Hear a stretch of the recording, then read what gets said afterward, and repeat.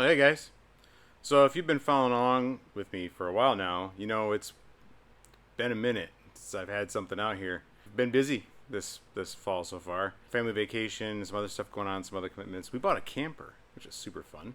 So I'm kind of playing around with that for a little bit here this month. But looking forward to getting back in it. If you've been hanging in with me, thanks for sticking around. And if you're new here, well, welcome to Rhino's Garage. Today's video is a continuation of a series I started a while ago.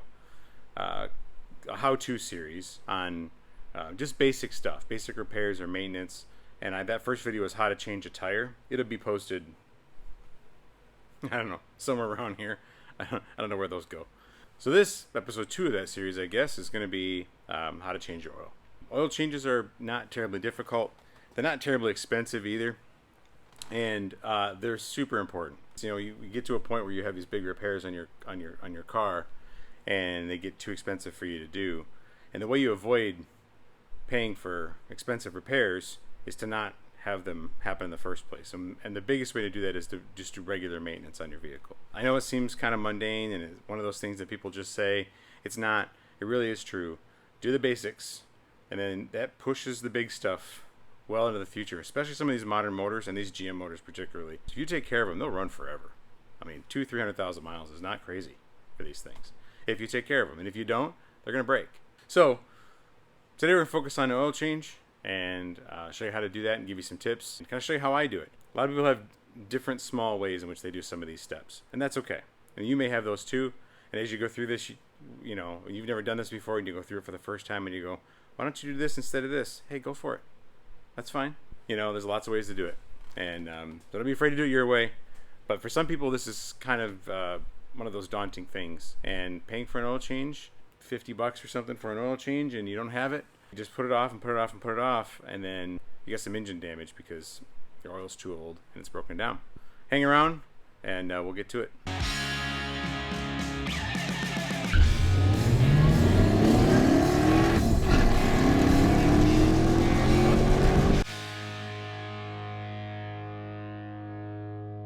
Alright, so before you get too far into this, you want to make sure you've got the right oil and the right filter. Filter is unique to the engine, and oil is not so much, but some of them have special oil requirements, especially newer cars and foreign cars, a lot of the European cars. A lot of them have a very unique oil requirement. So check with the manual, or you can check on the oil fill tube on the cap, and it'll often tell you this says 5W, SAE 5W30. So make sure you get 5W30 oil. For newer cars, I always recommend synthetic oil. However, that's not always an option for everybody. You know, synthetic oil is more pricey. Again, the most important thing, make sure it's fresh, clean oil. Synthetic, mixture, high mileage, regular oil, gas station oil, I don't care. Just change your oil. Now, if you have the means and you have one of these newer, especially these you know, a little bit higher performance engines, you know, synthetic oil is better. And if you can spring for it, you should do it. But don't get wigged out and not change your oil because you can't afford synthetic oil. Just go buy regular oil. It's okay. Don't worry about it. And then you want to get the right filter. So when you go to the store, there's usually a book that has all of the filter numbers in it. You look up your make and model, and it'll give you the filter number. But you can just go to the guy at the counter and ask him. Say, hey, I've got a 2014 Yukon Denali. I need an oil filter. And they'll get you the oil filter. Sometimes those places will have deals where they do oil and filter combo, and you might be able to pick up a deal that way. But check with them, make sure you get the right filter. So we're going to start from assuming you have the right oil and filter already, and you're back home and you're ready to get started. The first thing you got to do is get the old oil out. So you take your oil cap off. Usually it's just pretty easy turn to a point where it stops, and then it just pops off. Sometimes it's just a quarter turn and unlocks it, and sometimes it just have to unscrew it all the way out. And then I will pull the dipstick out at least a little bit just to give it some airflow. In my experience, taking the cap off and popping that dipstick out allows the oil to come out faster. It'll still come out, and if you forget to do it, it's not a big deal, but you can get through this process a lot faster if you do. So the next thing is we got to go underneath and take the drain plug out. We got to get underneath to get that oil plug out. You're gonna have to get the vehicle in the air. You're not gonna be able to get underneath there. I have these rolling these race ramps, which work pretty great. It's a bigger vehicle, so it has a fair amount of ground clearance, and so just getting it, maybe that's about 6 inches high, is enough for me to roll underneath it with the creeper. But if you have a smaller car or a low riding car, you're going to have to jack it up a little bit. As you would anytime you jack up a car, make sure you put jack stands underneath it so it doesn't fall on you. You're also going to need something to catch the oil. You can use anything. So if it'll fit underneath the vehicle and it'll hold enough oil, this has 8 quarts in it, so just an oil drain pan from the parts store, from like AutoZone for like $7-8, maybe $10. If you think you're going to do this very often, this is totally worth it. Get yourself one of these. It's good and wide, a lot of surface area to give you a lot of, margin of error, and reduce the amount of spillage you have all over your floor. Doesn't mean you won't spill it, but you just spill less of it, hopefully. It's I believe it's either 13 millimeter or 15 millimeter, pretty consistently on these GM cars. I don't know what it'll be for yours, but that's what I'm gonna take under with me. The other thing that's not a bad idea to have with you when you want to do this, gloves. It can be kind of messy. You're spilling oil all over the place, sometimes all over your hands, sometimes on your tools. It gets a little slippery. So maybe take a couple paper towels underneath with you. We drove this vehicle around all day, and it's still pretty warm. I'll let it sit for a while to try to cool off, but the oil is going to be a little warm when I drain it, or it helps kind of shield from some of the heat. Getting hot oil spilled all over you is not super enjoyable, if you've ever thought it might be. There, tip. Get our gloves on. Get some paper towels, come with us in case we spill something, because honestly, I always spill something. Like,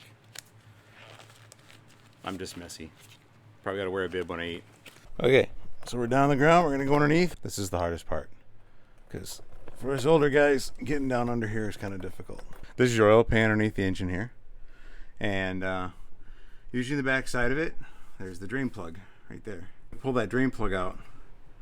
There's a lot of oil in here. It's going to be under a little bit of pressure just from weight and gravity. So it's going to kind of come shooting out.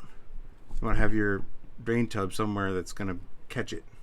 And that's why that wide drain tub is really nice, because it gives you some margin of error. It is definitely 15. They're not usually in there very tight, and they shouldn't really be in there all that. Shouldn't be in there all that tight. So you don't want to over torque them.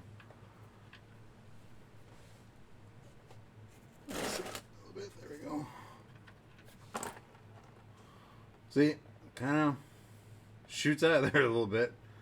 It is a little warm too. Let's give that a minute. So it's going to drip a little. You want to make sure you catch where it's dripping, but also catch where it's running. I was missing the drips earlier, so catching them now. We'll let that drain for a little bit. Sometimes you can see if there's any material on it, like you've got some, metal and stuff on here. But this one's pretty clean. It's a 14, so it's not like it's that old. It's only what, 8 years old. So it does have 100,000 miles on it. And we're getting about tune-up time. That'll be an interesting video maybe. Get a 100,000 mile tune-up. Sometimes it moves on you. Sometimes it makes you have to, go use the potty too. If you sit and listen to this trickle for a little bit. Now you don't have to get every single drop. If we have a couple ounces of old oil in there, staying up to date on it. The oil isn't that old anyway. Mixes with the other oil, the good oil. And isn't really that big a deal. When it gets down to a trickle like this, I just put the plug back in. Just get it kind of hand tight. When you feel it snug, that's good. Don't get crazy with it. Alright, filter's on the other side, so I'll move you over there. This shouldn't be over torqued. They have different wrenches, caps with a socket on it you can put on here, because these have little nubs on them.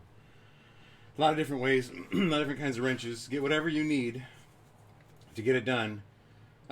Sometimes, though, these can't go by hand and you don't have a wrench, and that seems to be the case with this one. Like, I probably put this on and over torqued it. So we got some room to the side. So this will show you a little tip that I do. It won't turn, and there's not enough room in there. I don't have one of those wrenches, so I just jam a screwdriver or something into the side. It's not very thick metal, and a little hammer, maybe a little persuasion, will get it through. And then you just use that like a lever. It unscrews a little bit, and once you get it loose, then you can get the rest of it by hand. But when you do, you poke the hole in it, oil's going to come up. Some guys will do too, and I used to do this a lot, just to try to get as much oil out of it as I could. Is take a nail and poke a nail in the bottom and let all the oil drain out. That was easier from a mess perspective. I didn't get as much oil on my hands or spill on the floor. But it took a really long time, and I still had enough oil in there that it was still kind of messy, so it wasn't really worth it. So I just decided the nail thing wasn't really worth it for me. But to each their own.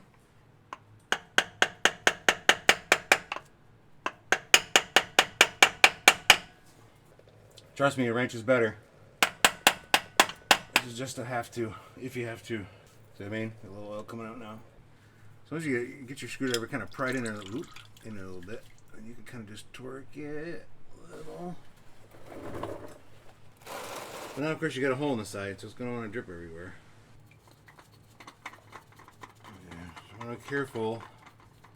You don't, as you unscrew this, you don't just drop it.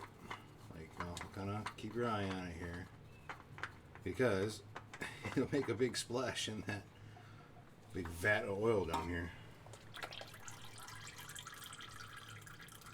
So, a lot of guys will tell you, a lot of folks that talk about oil changes will tell you to fill the filter before you put it up there. And I've never done that. I've changed my oil several hundred times. I've never filled the oil filter full of oil before I put it up there, and I've never had a problem. So I wouldn't worry about it. I think it just makes a big mess. If you're up on a vehicle lift where you can stand under here and comfortably, you're not laying on the ground, and you can just like fill it, stick it up in there, well, sure, I'm sure it's better, but it ain't worth it for me. You just kind of get it as tight as you can get it by hand. It's another one. Like, no, you got to put a wrench on there, tighten it up. No, you don't. Just get it snug, as snug as you can get it by hand. Okay, and that's it. Now we gotta go back up top and refill it. This is the point where it would be better to have had it jacked up than up on ramps, because if it was jacked up, I could just take the jack stands out and drop it down. It makes it much easier to get over this tall engine compartment to get in there.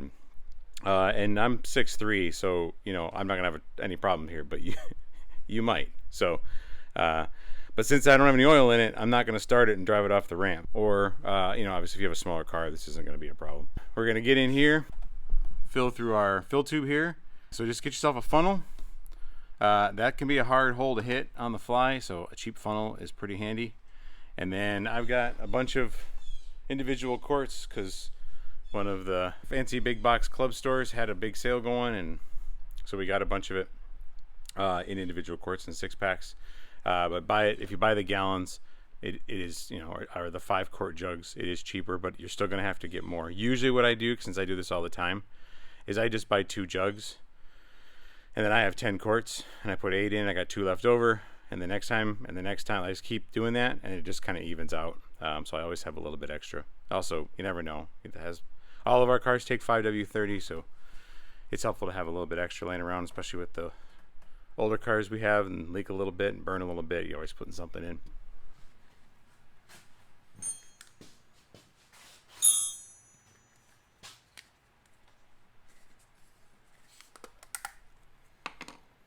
It's easier if you pour with the opening at the top instead of pouring it this way. Pour it this way, because that allows air to get in at the top, and it pours much smoother.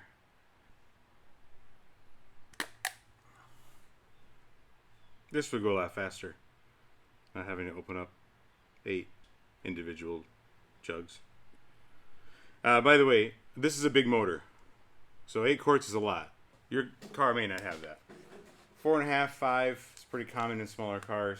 You might be asking yourself, what does this cost?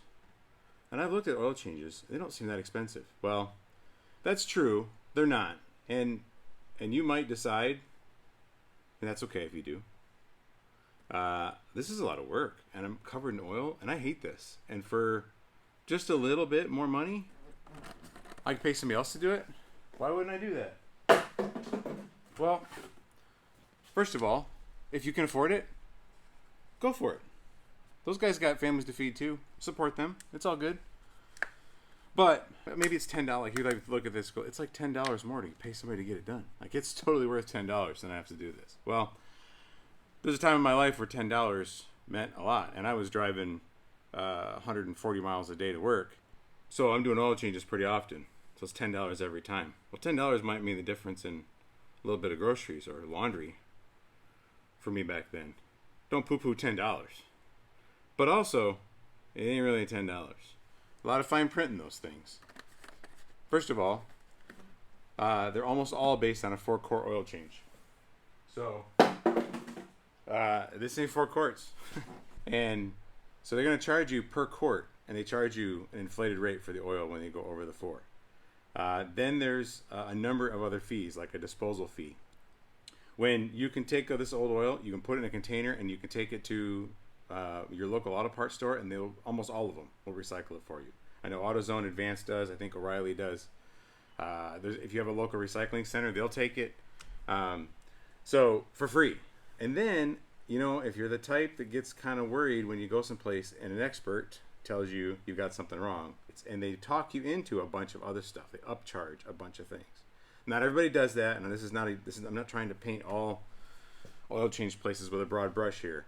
But I've been to a few, and my wife went to one time and got her oil changed back when we were dating.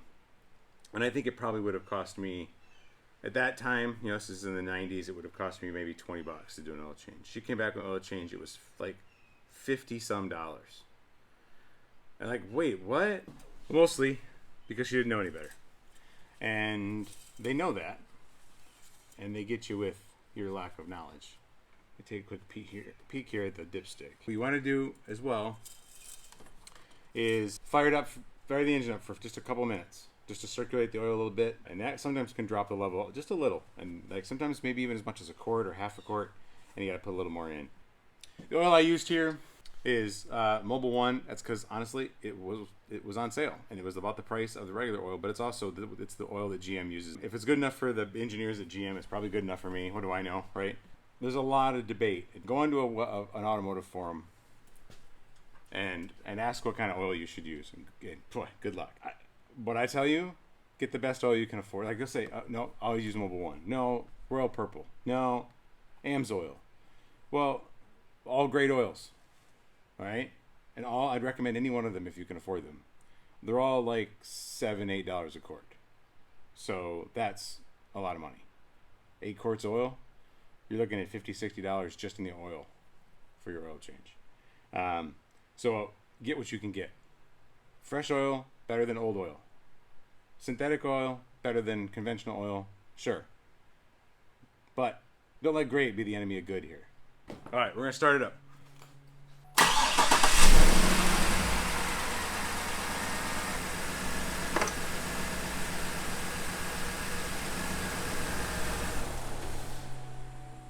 You don't have to let it run very long, just enough to circulate. And this is going to be splashed with oil, so we're going to just wipe it down. We're not even going to bother to look at it this time. I'm just going to wipe it down, put it back in. Let's take a look here. Well, it still says we're full. All right. We're going to call that good then. And, maybe don't leave the cap on the top of the engine bay when you start the car. That was lucky. Lastly, if you have a vehicle that has an oil monitoring system, you want to reset the oil settings. So there's usually over here, there's these series of buttons. These will be in different places and depending on your car, but there's this information system. So you just press that till you get to where oil life. I did this already, but as usual, I messed up the video. So pretend it says 0. And then you just get it to there. And in this case, you just hold this checkbox and it resets. Hold it until it goes to the 100%. There'll be different means to do that. Check your manual or Google it or whatever. Some of them you have to do, like, I had a car once where you had to turn the key on and then like pump the gas pedal 3 times and stand on one foot and hit your ear and whatever. I don't know. There's a whole bunch of different steps. I don't know how these things track the oil life. I'm sure there's some sort of fancy computer algorithm that does it, but I don't understand it. You can get, if you ever got your oil changed at a shop, right, they give you this little sticker you put up in the corner here. Like you can see where the one was. And they'll write the mileage on it when the next expected oil change time is. And you can get those usually. I think AutoZone carries them. You can just get, I think they're free. And if not, you can order them online for a couple bucks for a whole roll of them. And they're just little vinyl stickers. You can write on there with a marker, or you can write it on the oil filter. That way the next person knows, if you ever sell the car, they know how long it's been since the oil change. I have an app on my phone that I keep track of the maintenance schedules. If you have a monitoring system, the monitoring system will tell you when you need an oil change, so that's okay.